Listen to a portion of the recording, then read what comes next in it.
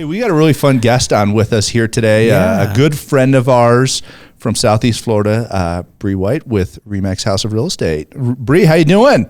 I'm good. Thanks for having me. We're glad to have you on.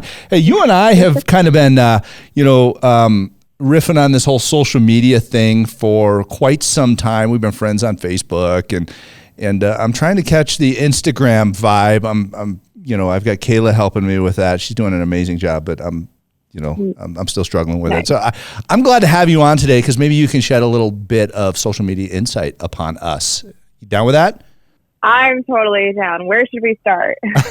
So, hey, first of all, tell us a little bit about your business. How, where you at? How do you build it? How do you communicate with your customers? Things like that. So my business is pretty much on the go, like every other realtor. And I've built everything from social media. I would say 95% of my business in 2018 and 19 has come from someone that saw me either on Instagram or Facebook and just kind of like recommended that way. So I just, what can I say? It's, I had a really low budget and I was trying to maximize the most that I could on that budget for spending money. I love that. I love that because, it's businesses just don't run out and just kind of like throw money everywhere. I mean, you've got to be smart about your marketing, about your targeting of, potential clients, things like that. But, let's talk about Facebook first. I heard a rumor a while ago and I know the answer to this, but I think our listeners should. Somebody told me that millennials don't like Facebook and that Facebook is dying and it's just, it's just kind of coasting at this point. What do you think about that? I mean, you said you built a lot of your business on Facebook. How'd you do that? Okay, so Facebook is literally my scrapbook of my life. And so I got that concept and transferred it over into my business. And from that, it just kind of blossomed into this thing where I realized the more you post, the more you're seen, right? Right. And only, 15% of our friends are going to see our stuff anyway, on their feed. So by the time I posted something one day, 3 days later, it was still gaining traction and people were sharing and it just kind of snowballed where it's still like, aha, this is free, right? For the most part. Right. And if I make it public, then people who are Facebook stalking me will see it, and it kind of goes from there. With regards to Facebook kind of dying out, it's definitely a shift. I don't know if anyone's seen the Facebook commercials on TV. I mean, I don't have cable, but on Hulu and stuff, I've seen them where they're shifting more towards groups. So I'm a power admin for a Facebook group I have, and it's really just kind of becoming a hub of here we are. We want to feel heard. We want to be connected. Where is my tribe? And that's what Facebook is becoming. So you hit a pretty powerful word there, and that's tribe, otherwise known as, AKA a community. It's, you look at how and I'm just, my job is just to observe things and say something. Sometimes it gets me in trouble, but in all reality, what you're doing is you're present. First of all, you have personality, so thank you for that. I love it. Thank you. On a good day, I like that. Yeah. Yeah. So it's you're Bree, and people go, hey, there's Bree, and you either got that you got that look on your face like, hey, I'm about to say something that's really insightful or really funny or just check this out, and so you're building a community and helping kind of gather those people. Is that a big part of your business? Because it seems like, in communities, which is what realtors are part of, people do business with people. Is that a fair statement? Yeah. So I learned early on when I transferred over to be a full-time realtor that I wanted to work with people that kind of vibed with me. Like it was all about the energy and the attitude, and we just had to connect because I had 2 transactions where it wasn't that vibe. And I was like, you know what? I would rather refer the business out than work with people like that. So it just kind of became like, I'm going to be authentically me, unapologetic, and I'm going to go for it. And then I'll repel the people that don't want to work with me, which is totally cool. And I'll attract the people that do. And it's just kind of morphed into this thing that I honestly never expected to in such a short period of time. I love it. I love it. So let me ask you a question about that. I mean, you're present in these things. You're active on social media, meaning, you actually have to type something in or record a video or post something that generally is of value. And I hear from people go, Facebook doesn't work for building my business or whatever. And it seems to be those people that are just like lurking in the background and don't do anything. Have you seen that? Totally. What advice do you have for them? Rule of thumb, and it's like legit my pet peeve. If you're a business owner, if you do something where you're trying to gain people a following or something, make your profession public. I should be able to go onto your personal page and see that you work for a Remax. I should be able to see that you're a realtor, brokerage, or you own an air conditioning company. It should be public information. And anything that has to do with my business, I post as public. I tend to use my personal page a little bit more than my business page because for me, as a millennial, I want to see the person behind the business versus just the business. So you're humanizing your business, right? 100%. I'm not one who likes picturesque things. I like something that's raw and real, and it tells a story. And that's what I tend to gravitate to. And I think a lot of people are. So personal, tells a story, raw and real. I love this. I mean, you're like totally transparent in your life with what you're putting on social media. Is that a fair statement? Oh, totally. It's crazy because I've put some really personal things on there, and I've kind of cherry picked what I share when I share it. And what the most beautiful thing has been is people will come up to me in person and they'll be like, "Thank you."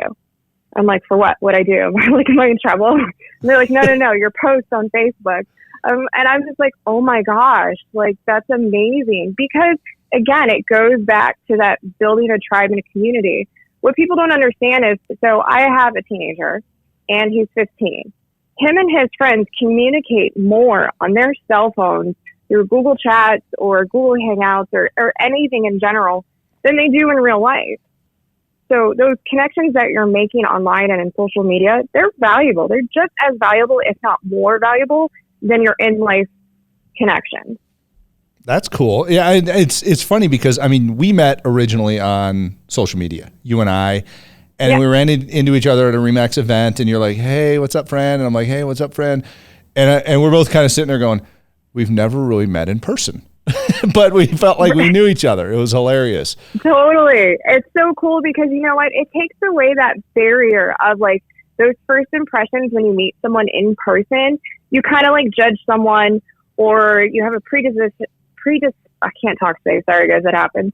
You have like a notion of how a person's going to be within 5 seconds. When you're on social media, all you have is what they've decided to share with the world. Right. So it kind of takes away that, So it's kind of like go ahead. Sorry. I talk a lot. I'm going to interrupt you there because you made me think of a really good question here. Can you tell when somebody's fake on social media? Oh, gosh, yeah, you can completely tell because it's like a pattern and it's I call it like an algorithm in a way because they'll post the same stuff. Like it's never anything that's genuine. It's like they're putting up a facade of who they want you to think they are versus who they actually are. All right, key point here, folks, listeners, don't be fake on social media. Bree will call you out, and nobody will. Yeah. Nobody will want to do business with it because they'll know you're being fake about it. So that's awesome. Hey, let's shift gears a little bit here. Let's talk about Instagram for a second. I mean, you've been successful on both Facebook and Instagram. So you've got a personal Facebook page. You have a business Facebook page for your real estate business. Both of those kind of overlap. But tell me about Instagram. What should we be doing on that? What is the value there? Obviously, Facebook owns Instagram. So how does this whole thing overlap? So stories is huge right now. I'm sure you've heard that plenty of times. It's really just about connecting and sharing. What I found for me is it's been a great resource to find local businesses, and local businesses have found me. I even had, believe it or not, I just closed a listing that was a referral from Instagram. How crazy is that? Like, people That's say, cool. oh, there's no business to be had, but there is. You just have to honestly, it takes time. There's programs and stuff out there to help you. And it's more of a visual aspect too. Like, I feel like you can do whatever, you can be really creative with it. So you can go really picturesque, or you can be raw and real. My Instagram's a little bit messier than others, just because I'm an emotional poster, I guess is what I would say, versus a planner. Yeah, it really, sky's the limit there. All right. What's the difference between an emotional poster and a planner? You got me asking here.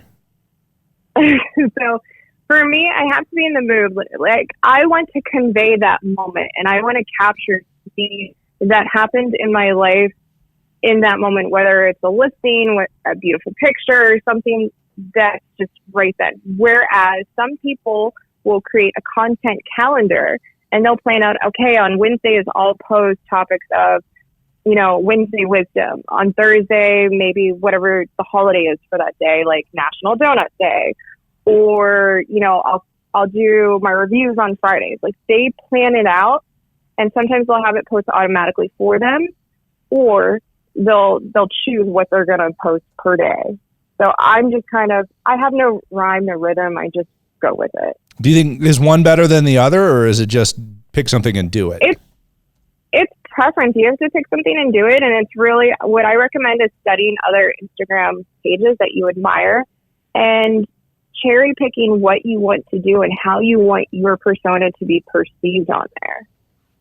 Wow. Okay. I like that. So just pick something and stick with it. Consistency wins, right?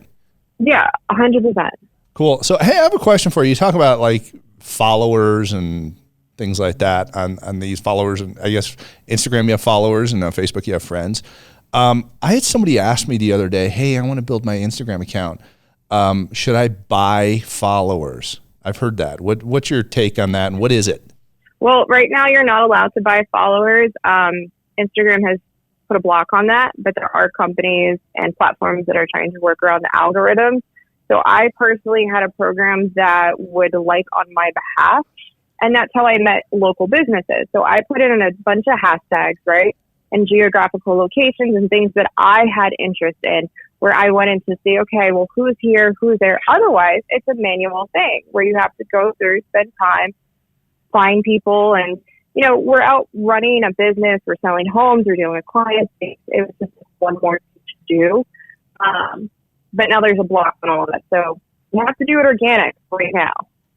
So you got to go in and just spend, it's one of those things you spend like 10 or 15 minutes 3 or 4 times a day just going in and searching local businesses and taking a look at what they got. Exactly. Providing them feedback, interacting with them basically is what you're saying, right? Yeah. Yeah, and what I've seen too is there's a lot of companies now, at least in my area, that will take more of a LinkedIn approach to Instagram, and they'll DM you, which is direct message you, and they'll share like, hey, this is my services. Thank you for liking my post. If there's anything I can do for you, please let me know. And that's a great way to start a conversation. So still just like interacting, like you're walking up to somebody, shaking their hand, going, hey, if you ever need anything, let me know. Yep, exactly. That's cool. So, I mean, basically it's, must be present to win is what you're saying, right? 100%. Yeah, I agree. It is. That's cool. Awesome. So what, what key tips, give me a tip or two for each of these. If somebody really wants to start building their business around Facebook, give me a couple tips for that, a couple tips for Instagram. So consistency is key. Make yourself a goal. And this is for both platforms, this tip. Decide, am I going to post once a week or twice a week or 3 times a week, whatever it is, right? And I always tell people between 1 and 3 times is a great start. The more you post, the more people will see. Facebook, for sure, do not get flustered if you post something and nobody sees it. The reason why no one will see it right away is because you haven't posted in a while. So you have to give it time, and it will show up, and you'll start. It's a snowball effect, both platforms. The more you do it, the more attraction you see. And make sure people know you're a business is the number one thing. First of all, people are going to Google you. They're going to check out your reviews. They're going to check out everything. Make sure that they know who you are and decide what you want to share and what you don't want to share. You can make stuff just for friends on Facebook, and you can make it public. I always recommend, if it's for your business and it's a win, make it public. Awesome. Hey, okay, so let's shift gears a little bit and talk about content itself. You and I ran into each other recently at the RE/MAX Video Boot Camp here at RE/MAX headquarters. What's your take on video on social media? I mean, it's obviously you flew all the way here from Florida for a reason to go to this video boot camp, which I'm an attendee, an alumni of as well. You know, I'm a big fan of it. What's your take on video for businesses, for individuals when it comes to social media? So video is important, and I will say that I was quite insubordinate for it for a very long time, and I have finally thrown in my white flag and said, okay, I got to do it. It's time. But I think that there's different ways that you can utilize your video. You can go ahead and I actually really like motion art, and I don't know if you've seen that, and that's technically considered a video. And when I've run ads with my motion art graphics, I've hands down way more interaction than I ever would have with just a post. So tell us what motion art is. So motion art is where you take a still image or you take a video and you freeze part of it, right? And then only a select portion moves. So it could be you in the rain holding balloons. You freeze your body and you freeze the rain, but you make the movement of the balloons still go. And it's just, it's kind of cool. It's really catching and I like it. I use it a lot. Is there a particular app you use for that? Or, I mean, how do you do that? Yeah, so I have two apps that I really like right now. One is InLight Pixaloop. It's only on iOS. Sorry, Android users. I did some homework and I was trying to find one for Android, and unfortunately there isn't one out there yet. And then my other one that I use is called Cinegraph. And that's where you actually take a video and you turn it into a motion art versus a photo and adding animation. So Pixaloop is a photo and adding animation, and CineArt is taking video and making it into a photo that has movement. Yes, but it's called Cinegraph. Cinegraph, I'm sorry. In case you're searching for it. Yeah, that's okay. Pixaloop and Cinegraph. Okay. That's like a huge tip on today's podcast. I mean, I'm gonna go download those. I love that. So it's addicting. I'm just letting you. I love it. Right on. Okay. Cool. So this is awesome. I've taken a lot away here on the social media aspect of this. So I have a couple questions for you. We typically get back into the start with the win portion. Any favorite books right now? Any good books you're reading? Yeah, so I'm rereading The Slight Edge, and that one is amazing. That's by Jeff Olson, and I highly recommend that. That's a game changer by far. Why is it? And then my other one. Why is it a game changer? Real quick, what's game changing about that? That one's a game changer because it's kind of like we all have to make decisions in life, right? And we can make a positive or negative decision, as everything as little as, drinking coffee versus not having it. And it teaches you the compound effects of how if you make little slight changes over time, it builds into something huge. I love that. And it's attainable. Yeah. I love it. And by the way, I have a cup of coffee in my hand right now. So me too. There you go. Oh, there you go. Cheers. And that's huge. And compound effect is massive. There's actually a book called The Compound Effect from Darren Hardy. So I love that one as well. I'm going to have to get The Slight Edge. I've not read that. Full disclosure here. I read a lot of these self-improvement and business books. What's the other one you were going to mention? So the other one, and I apologize for the title, guys. It's called You Are a Badass by Jen. I'm going to not pronounce this right. Jen Sincero, I think. Sorry about that.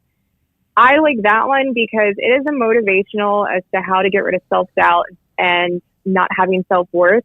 But it's done in a tone that's like, it's not a motivational book, but it is. It's kind of like a girlfriend talking to you or a friend that's like, dude, you just got to snap out of it and like, let's go. I love it. So it's refreshing. Yeah. That's awesome. You are a badass. I got to say, Bree, you are a badass. Okay. Thanks. On a good day, I think. I'm serious. I'm serious. I mean, it's, when just having human-to-human conversation with you, as well as on the social media platforms. I mean, you're a great friend, and so much appreciate that friendship that we have. So now, one final question for you on our incredible podcast here, Start With a Win. How do you, Bree White, start with a win? This is going to be really cheesy and super simple, but it's like, for me, it's a game changer. I make my bed every morning. Like, I have to make it. Like, I don't let anyone else do it. It has to be me. I love that. That's how Navy SEALs start with a win, by the way. Yeah, that's what I've heard. It's this sense of such a minor accomplishment that's just, it means everything for the day, in my opinion. It's so cool. I totally agree with you. I mean, making your bed is huge. That is a massive win for everybody. Those of you that didn't make your bed today, shame on you. Go make your bed, and you get to get into a made bed at night, which, like, for me is a huge thing as well. So anyhow, ladies and gentlemen, we have been honored to have with us here today and taken some huge social media tips away from Bree White, one of our incredible RE/MAX agents in Florida. So, Bree, thank you so much for being with us. We greatly appreciate your time today. Thank you. Appreciate it. Awesome. Ladies and gentlemen, we will catch you next time on Start With a Win.